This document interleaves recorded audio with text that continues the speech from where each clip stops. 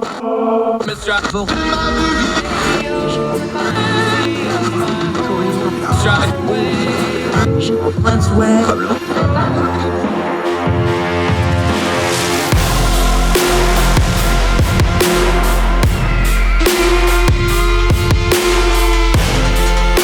host, Andrew Donaldson. This is Heard Tell.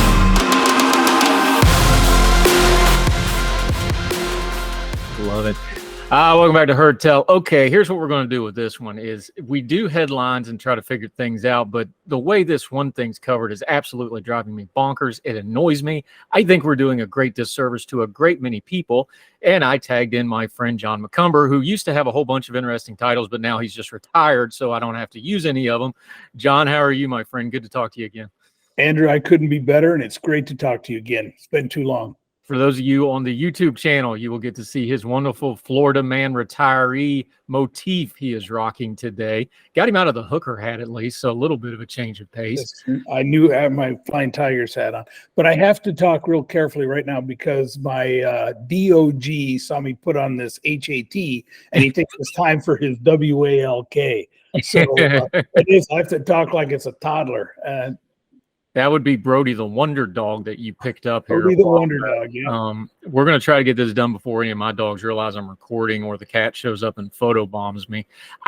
You're exactly who I want to talk. I want to talk about the way the media covers things like financial planning and not just the economy, because the economy's in the news. But when we talk about things like buying a house, we talk about things like retirement planning. You're on one end of it. You've already had 2 or 3 successful careers. Your wife still works a little bit, but also had a successful career.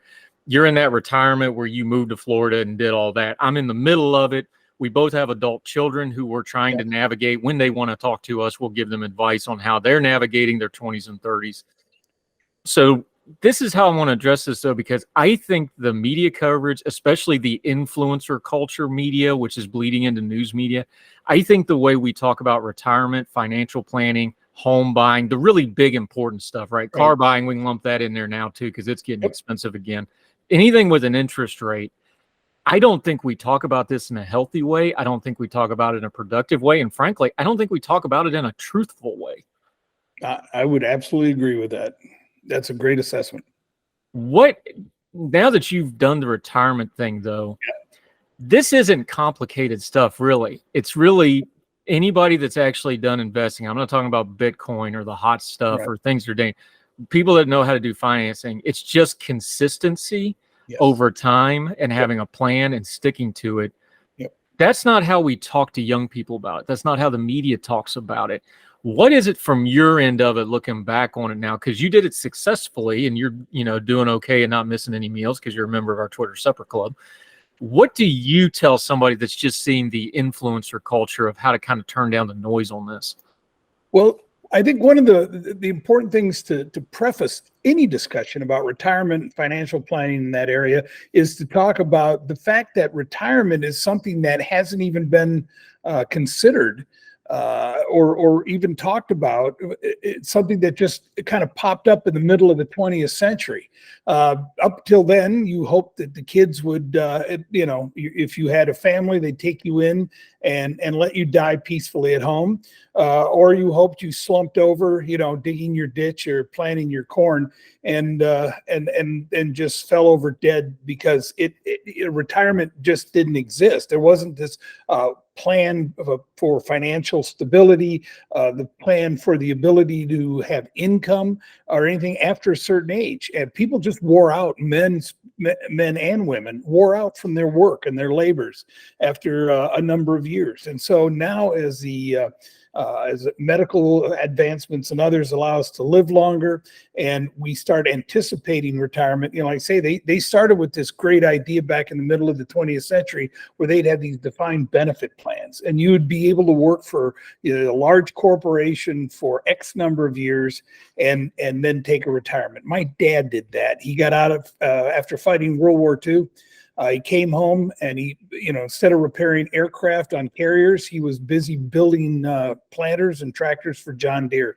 Spent 30 years working there. and then unfortunately died the month he put in 30 years because he was worn out from war and cigarettes and alcohol, and he just died at 59 years of age. And they kept provided basic care for my mother until she passed. I didn't have that process going for me with that retirement. I didn't have a defined retirement plan, except if you consider the military. But I left the military early. I didn't get a big retirement payout. I call it car payment money and not live by the beach in this trailer money. So how we talk about retirement is important to understand that it's a relatively recent phenomenon. And so you're talking about, we've only been, 2, maybe 3 generations that have even had the opportunity to consider it. So how do we talk to young people about it? How do we talk to others that are looking at how to get there? I think it's important to understand the dynamism within this financial systems and where we are right now. We went from defined benefit plans early on in the retirement area. In the mid 20th century, we rolled out Social Security. I think I read somewhere, and I should have had this prepared so I could cite it exactly. I think the first person that collected Social Security was a woman who had put in $13.12. Because the way it timed out, the law passed, and when she retired, she had put in $13.12 and took out $20,000 or $26,000 over the remaining years. So it showed you right out of the gate how this system was flawed. So we have this system still in place, this flawed system called Social Security. We have now, like I say, 401k. I was a 401k era person. So after I left the military, and again, I was I left the military long before I was eligible to really retire. I had to go back, work in industry, and then do the savings part of things on my own and be able to contribute to that environment. So that put that in that situation. So what I tell and what I would advise young people now, it's not so much the mechanics of it, but exactly as you said, it's about consistency, having a basic plan that you have to be able to adapt though as changing times. Housing market, look what's happened to the housing market. Look what's happened to a variety of elements of our financial system.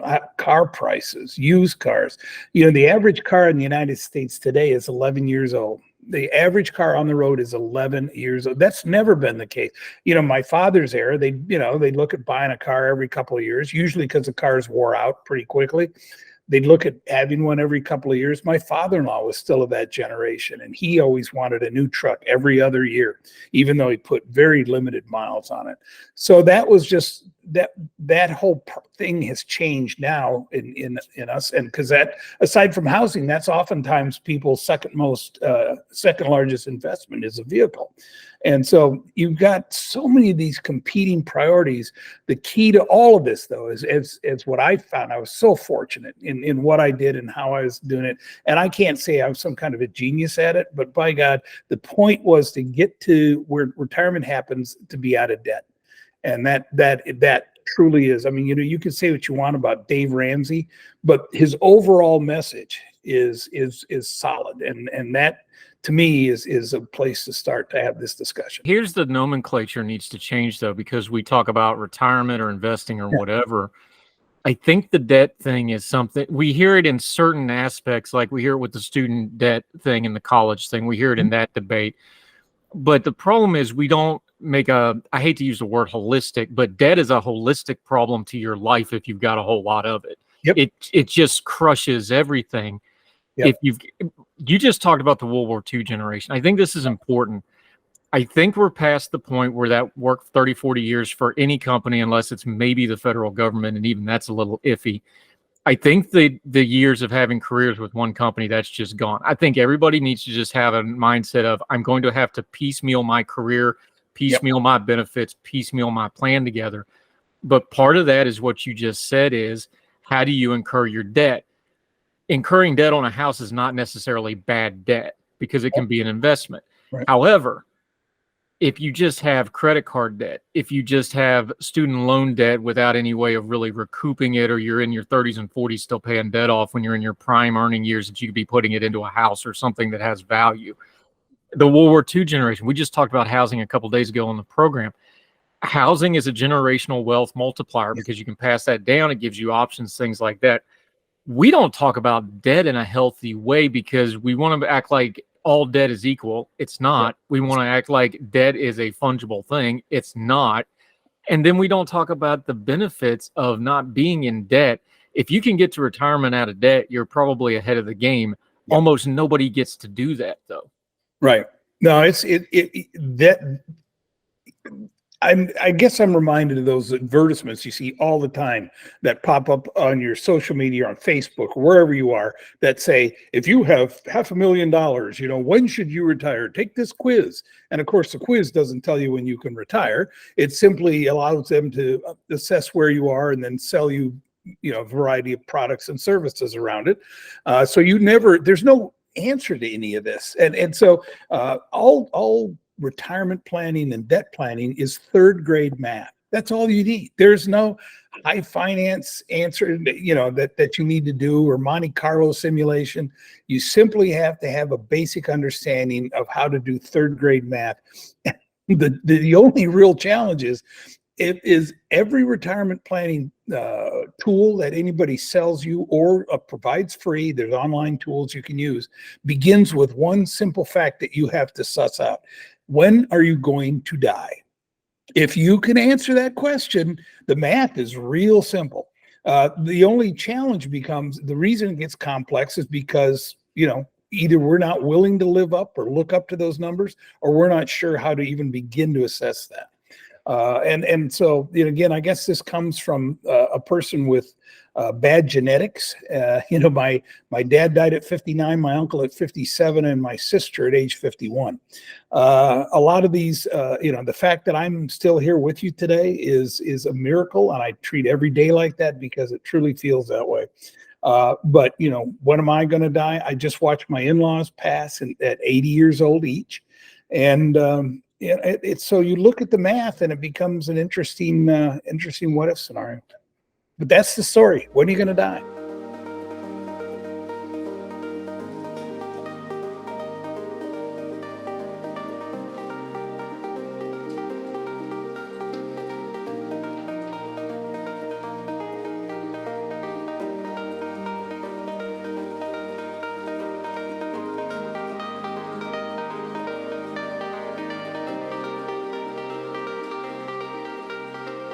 Yeah, John McCumber joining us. This is actually a core problem with Social Security besides the policy part. And we always talk about the policy part.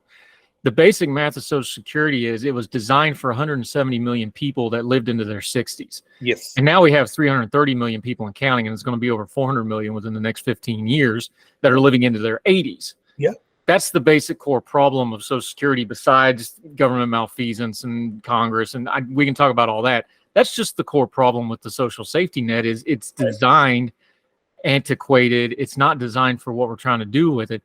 But that also applies to your personal life. I remember my parents, public employee pensions. My father was very smart with his money. He kept a lot of his money invested well, things like that. But, they're public employee pensioners. Right. And when my mom got breast cancer, this is the thing when you get older, you have these multipliers of cost. Now all of a sudden the chemo is outpatient instead of inpatient, so you're paying for the chemo out of your pocket instead of covered on your plan. Right. Little stuff like that you just don't realize. End of life care where, tens of thousands, if not hundreds of they showed me my hospital bill in 2016 when I was in the hospital. The VA was covering it, but I was in Duke for 5 months. It was a multi-million-dollar bill if I didn't have insurance for 5 months and everything I went through and all the surgeries. Sure. Folks got to understand it's not just when you die, but those couple of years before you die, with most people, you're going to have some ill health, things like that. Those are financial bombs that go off that you're either prepared for or it completely wrecks your life. And we don't put those on the advertisements. No, we don't. And that's why, managing and having the changes that we've had, dramatic changes to insurance and the like, become real difficult to forecast for retirement. I know that's a challenge I've had. I'm fortunate that I also have the VA, and I'm live in a place that, knock on wood here, the VA has been phenomenal in my area, believe it or not. And I know there's horror stories everywhere.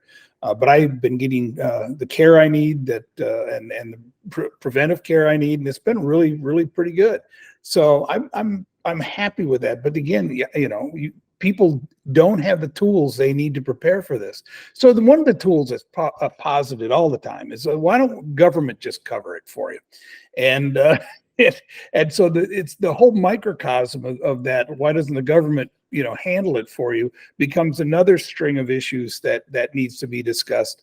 But at the same time, people, one of my favorite pundits, who's unfortunately now passed, is PJ O'Rourke.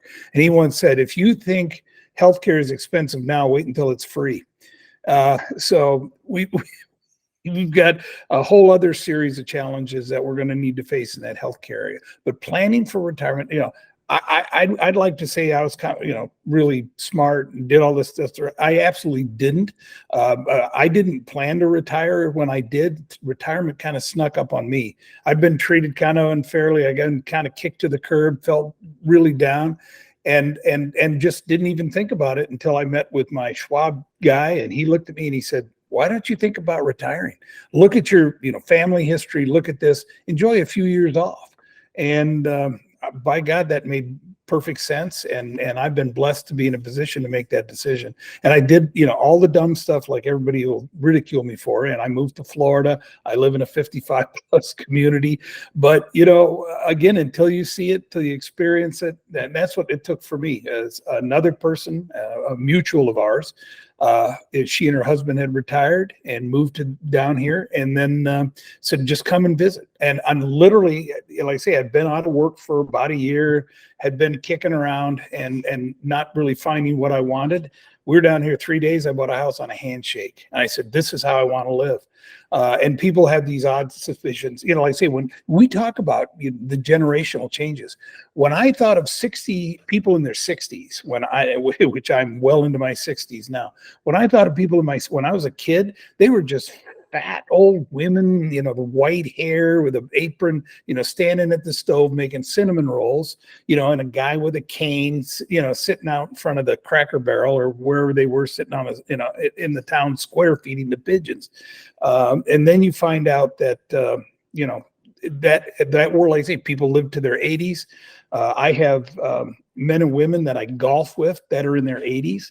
And I go golfing with them, bike riding, and a lot of other hobbies. And it's really surprising to see people don't go to retirement communities to just wait to die. They go there to enjoy the last years, the golden years, as we like to say. And it's so that difference is significant. And like I say, World War II generation, all my teachers in high school had been at war with my father. The teachers from my high school, the business people in town had been, through World War II. Everybody that had really cast that whole generation. And then, like we said, those again, I'm babbling on about these different things, but these all have to interconnect, and how people put those together to look at these later years of life is what's going to determine how well they lived it. But I got nieces and nephews, and I'll tell you something I just don't see now among my nieces and nephews. Maybe yours are different. But if you don't hustle in your 20s and 30s, you're not going to enjoy it. You're going to struggle in your 50s and 60s. Yeah, it's funny because John McCumber joining us, of course, my 20s and 30s, I was in the military. And then, was going to do a second career when I got medicaled out of the military. Yep. And then we see how that worked out. So you got to be a little flexible. Here's the thing, though. What you did, though, you're actually a statistic. Did you know this? No. When COVID happened, 4.2 million people dropped out of the workforce. It was one of the big economic things that didn't get talked about. But 2.4 million of them, the big bulk of them, was actually retire age people that just said, screw this, I'm going to the house. Either they were worried about their health, they just didn't want to fool with the restrictions. A huge cohort of that, 60s, upper 60s, they just said heck with it, went to the house and didn't want to fool with it. Yeah. But now something's been happening over about 1.2 million of them, according to the statistics. I'll post these in the links on the herdtell.substack.com listing. they're coming back into the workforce, but almost none of them are full-time. Mm-hmm. They're part-time. One of the things that I think is really changing retirement is the same thing that's changing work for people like me. I'm in my 40s, but I do, work from home, and I have my government disability and things like that. But it's also changing what I see the college age cohort doing too. You have multiple side hustle opportunities, and you kind of piddled with this. I know your wife works from home some, even though you're quote unquote in your retirement home. Yep. You have options now, and we've got all the data in the world. It's not just golfing and the lifestyle and that's healthy too. The longer you work, that actually extends your lifespan. So it's actually different than that World War II generation where it was more factory work, things like that. Yeah. There's technology jobs. Yeah, it's not just beat your body into the ground. You can be a productive member through technology now well into your later years, and people are taking advantage of it, not just for the money stream. They just like feeling productive. Absolutely. Absolutely. As you know, I have my little LLC here in Florida, and I still do consulting and writing for an employment and file taxes and do all those things you do for running a small business. But it's worthwhile, and it gives me a reason to get up every day and do something, as well as enjoy the extra time that I now have that I never did. That's what I tell I'm amazed at my nieces and nephews, and I'm talking about young men and women in their 20s, early 30s that post on social media, or I see them on Facebook, and they're exhausted after a 40-hour week, and they had to punch the clock for 40 hours or go to the job. And we're not talking people with huge commutes or anything. They're just small town people. They work hard. They've got a good job, and they're crushed at the end of the day. They have family. I look back, and I don't know how I certainly did it, but one of the stories I like to tell, when I was in my late 20s, I was in the military, as you were, at that time in my life, and I decided I needed to go to college. And I wanted to move ahead. I wanted to get a commission. So I started, I made the mistake of, the only reason I got forced into it is I made the mistake of boasting to my wife that I would do that, and then say, well, I'm going to get started on it, but you're pregnant now. She was pregnant with our first. And I said, but after you give birth and that child's here, then I'll go back to college. And I'll never forget it. The day I went to see her, one day, the day after our daughter was born, we were in the hospital sitting together. She looked at me and she goes, "Time's up. You said you were going to do this, and she's here, and you're doing it." So that afternoon, the next afternoon, I went down to the base education office, signed up for college programs. And I like to tell my nieces and nephews, I said, let me tell you this. I had this little baby daughter, brand new. I said, I worked night shift. I was lucky. The military worked around me. I ran a data center from midnight to 8 a.m. That was my basic duty. And then, of course, additional duties, other things you do in the military all around that. But the basic duty I had was to run a data center on the midnight shift. And I said, then I went to school. I'd get off at 8 in the morning. I'd come home, and my wife would go to school. And so she went to school. I took care of the baby. And then was during the day. My wife would get home around 5:30. I went to school from 6 to 9 o'clock at night.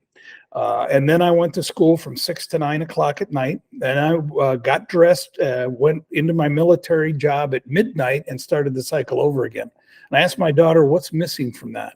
I remember talking to her about it. She goes, well, you don't talk about sleep. I said, I didn't. And I said, because what I did is I said I had 2 hours to nap, which I did in a chair at night before I started my midnight job. And I napped when you did. And then, there were a couple nights I didn't have school. So that was fortunate. But the whole point was that was my schedule for years. And then, like I say, then the school thing. So I really feel strongly that those side hustles ended up becoming my career. Which was really fun, and it allowed me to do a lot of things. So I think this important thing to remember is that no matter what the market looks like, no matter what the housing is that if you got to really move out when you got music at night, I have to struggle to get out of bed the next day. But it's a different world.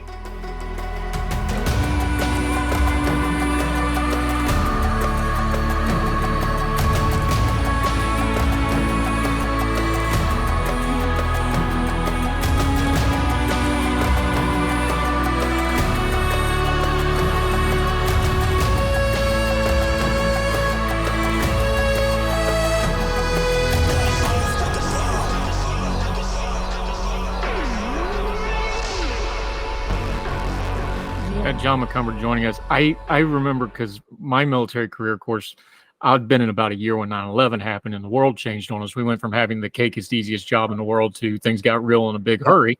Yep. I look now like those Frankfurt days when we first went into Afghanistan. We're working 18 and 6s and sleeping at the office because you didn't want to waste the 20 minutes going home. You'd rather just sleep on the couch, right? Sure. I couldn't do that now, but I could do it then. But it front loaded me on hard work so that, when you're doing other stuff, it didn't bother you so much. When I talk to the cohort, and my kids are this age now, they're 25 and 20 and 17 and 16, almost 18, one of them. One's already out of college, one's in college. One has zero interest in college, and the other one wants to do this artsy school thing, whatever. They're all very different. And the one that doesn't want to go to college wants to do trade. Yeah. And I told him, I was like, absolutely, go learn to work on engines, go learn to weld, whatever. It may not be your career, but it'll teach you a skill set. And anytime you learn a skill set, that sets you up for wherever you're going to eventually go. Right. And that's a hard thing to talk to the college cohort. When I work with the Young Voices kids, I tell them all the time, I was like, don't worry about the end goal so much, build skill sets. Yeah, it's great. Because you don't know where you're going. How would you tell people, because you've had 3 or 4 careers now, you've done the consulting thing, you didn't roll out of bed and wind up doing cybersecurity and becoming a cybersecurity expert. You had about 4 or 5 things that lined up that made you qualified to do that, and you had a depth of knowledge that made you really good at it. Explain that to the younger cohort of like, don't just worry about the degrees, which are fine things, and don't just worry about the job, which is a fine thing. Are you building skill sets that you can go in an office and go, you can give me this job because I can do X, Y, and Z?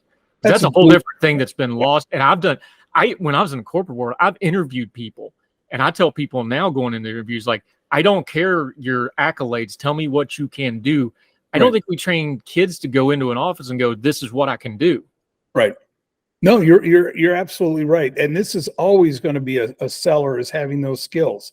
I had the same counseling. Like, I can step back. I didn't, like I say, didn't roll out of bed and fall into this. I was very fortunate in many ways. I'm not here to certainly just sit there and boast and say that I'm some kind of a brilliant person. I'm not. But one thing I did do is keep eyes always open for opportunities. And when things would come up, so I remember I got into teaching, and then was finishing up my degree, and then was working on a master's degree because I was in that mode, got my commission, started on my MBA, going to, again, full-time MBA, full-time job.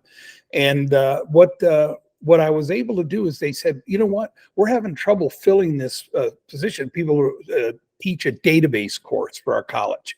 Would you be interested in it? And I just said, absolutely, let me try that. I put a course together and taught. That was the very first college course I ever taught. I was working on my MBA.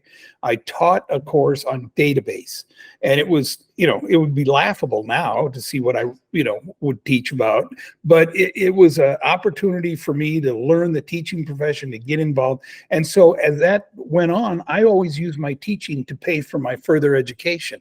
And that's one of the reasons I was able to get out without debt. One, of course, the military, that's a big bonus and for people. And then being able to use that, even every dime I paid for a book, a college, sweatshirt, anything I did related to higher education, I paid for it by teaching. And I got my money back, tenfold over for doing that. And so being able to teach, use that money to pay for further education and do that. And then when I got, out of that and was started on my PhD at the University of Maryland, I was teaching graduate school for a couple universities because, again, cybersecurity was new and they were trying to put together programs, schools that you've never heard of. Now, and that predate Phoenix, University of Phoenix, which of course you're hearing less and less of now. But if you go back, Central Michigan University, others had decided they wanted to jump on this as a opportunity to teach remote courses. So I got involved with that and got paid for doing that. One of the things I've always focused on in that is trying to make sure I was being paid for the extra work I was doing, and that's a tough one. A lot of people donate their time, and I think that's great. I do now. I donate a lot of time right now to different operations and programs, but I also at the time wanted to make sure that I was covering that. So again, that the extra money allowed me to get the education. I put my wife through school. She and I worked together to do that. But with South Crew, we never had college debt. And she wasn't in the military, but she worked in work programs and study programs, but it was all skills based. You were right. And that's what was beneficial. Hers is in medicine. So she worked in clinical oncology, and she worked in treating cancer. And so all her education, most of her employers would pay for that along the way. And then when she did do things like got her Master of Fine Arts and did that on her own, we were able to do that and cover that with money I made from teaching. And that's those kind of processes, and always looking for opportunities and sticking your neck out a little bit. That's where the answer is. That's where those extra opportunities come from. And then that's where those skills you acquire. But you got to be willing to do that.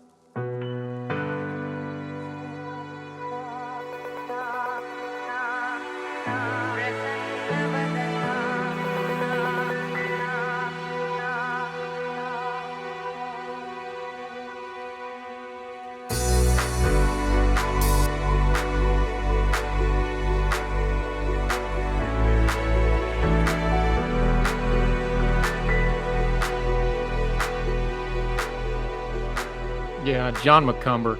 This is what I wanted to do. I just wanted to have some grown folk talk by some two guys that have kind of been there and done that on some of this stuff. And we're counseling our own kids on it. And we're hoping, I do a lot of the mentoring with the young voices. One of the reasons I love working with those guys is, they're I always get a crack. You got these people going to Georgetown, Harvard, and they're asking me for advice. And I flunked out of community college. Yeah. I went back, but we all did.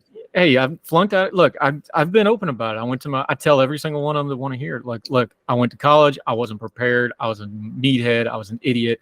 I was undisciplined. I wound up living back in mom and dad's basement, was working at Walmart. I never forget it, about 2 a.m, saw a bunch of guys coming in, working off their hangover at Walmart. And I'm like, okay, I got to make a move. I got to get out of here. Went, worked my shift, got up that morning, drove over to Beckley to MEPS, signed up.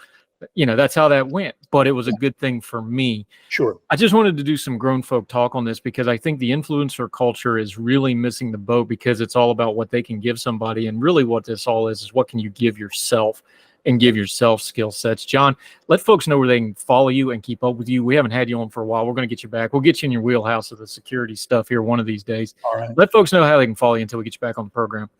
Well, like I say, I'm available, like every other bonehead that's got an idiot profile out on LinkedIn. I'm out there, but that's the official background. I'm also in social media, but what's enjoyable is that I get to say what I want now, because I'm not going to be canceled for my job by social media. So my clients always remain secret. I'll never.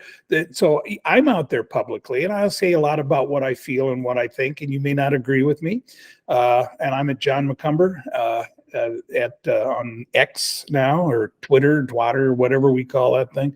And so, and then I'm available in other zones as well. But I go. My name you'll see up there is Johnny Moline, which is a take on where I was born and raised, and but it allows me to say a lot about what I feel and also talk about this life I'm now living.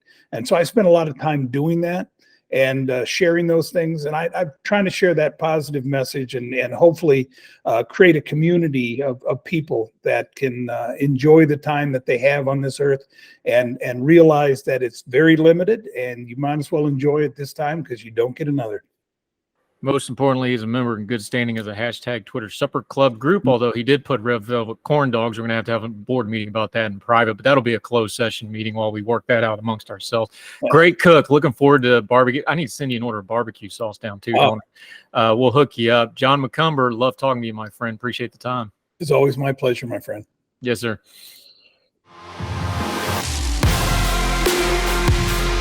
All the music on Heard Tell is provided under a Creative Content license from monstercat.com.